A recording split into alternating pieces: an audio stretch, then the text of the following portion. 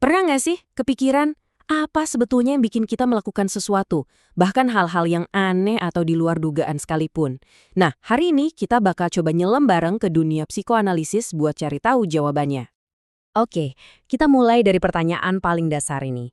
Soalnya, menurut psikoanalisis, dorongan terbesar di balik kelakuan kita itu justru datang dari tempat yang nggak kita sadari. Semacam ada dunia lain di dalam diri kita yang jarang banget kita tengok. Nah, psikoanalisis ini ibaratnya ngasih kita peta gitu, buat menjelajahi dunia batin yang misterius ini. Tujuannya, ya, buat bantu kita mecahin kode-kode rahasia di balik semua tindakan kita. Coba deh, lupain dulu bayangan soal terapi di sofa. Soalnya, menurut Freud sendiri, psikoanalisis itu intinya adalah sebuah metode investigasi. Iya, investigasi. Jadi kita tuh kayak jadi detektif buat pikiran kita sendiri.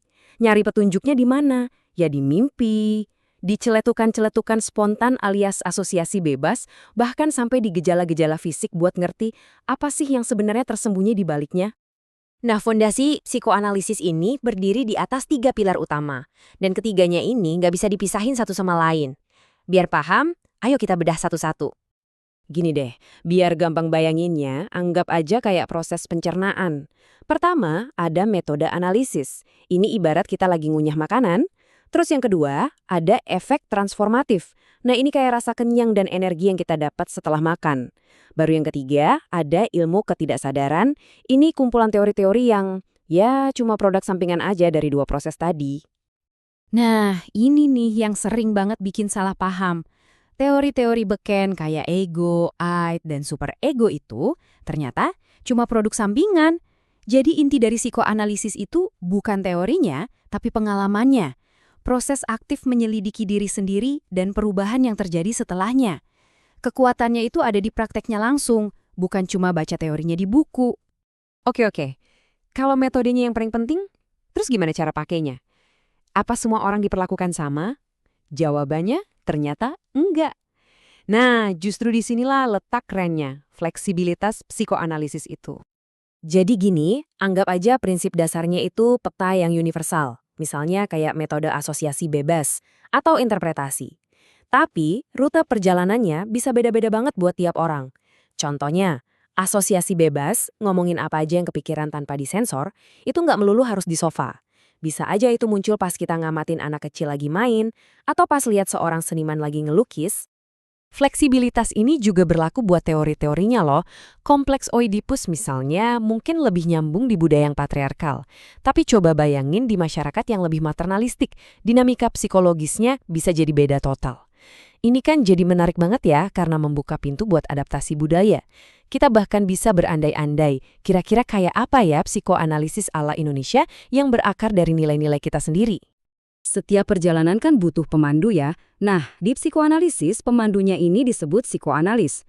Tapi tugas mereka ngapain sih sebenarnya? Seorang psikoanalis itu jauh lebih dari sekedar pendengar. Mereka itu teman seperjalanan buat menjelajahi samudra jiwa kita yang dalam.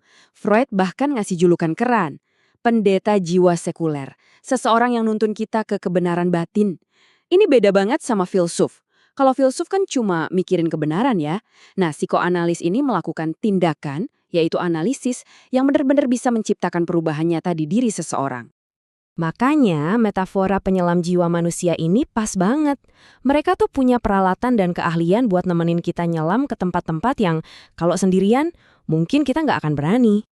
Terus ujung-ujungnya ngapain sih kita nyelam segala? Apa cuma biar sembuh dari masalah?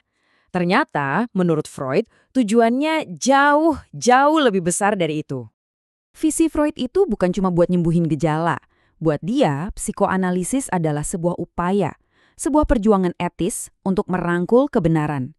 Ini soal keberanian buat natap diri kita seutuhnya, dengan segala kerumitan, kontradiksi, ya sekaligus keindahannya. Jadi, poin utamanya di sini adalah tujuan psikoanalisis itu bukan buat jadi sembuh atau normal dalam arti sempit. Bukan, tapi untuk jadi lebih sadar. Sadar soal konflik batin kita, bisa menerima diri kita apa adanya, dan akhirnya bisa ngejalanin hidup dengan pemahaman dan kebebasan yang lebih otentik. Dan ini ninggalin kita sama satu pertanyaan buat direnungin. Kalau seandainya kamu berani buat nyelam, kira-kira kebenaran apa sih soal dirimu yang lagi nunggu buat ditemulin di kedalaman sana?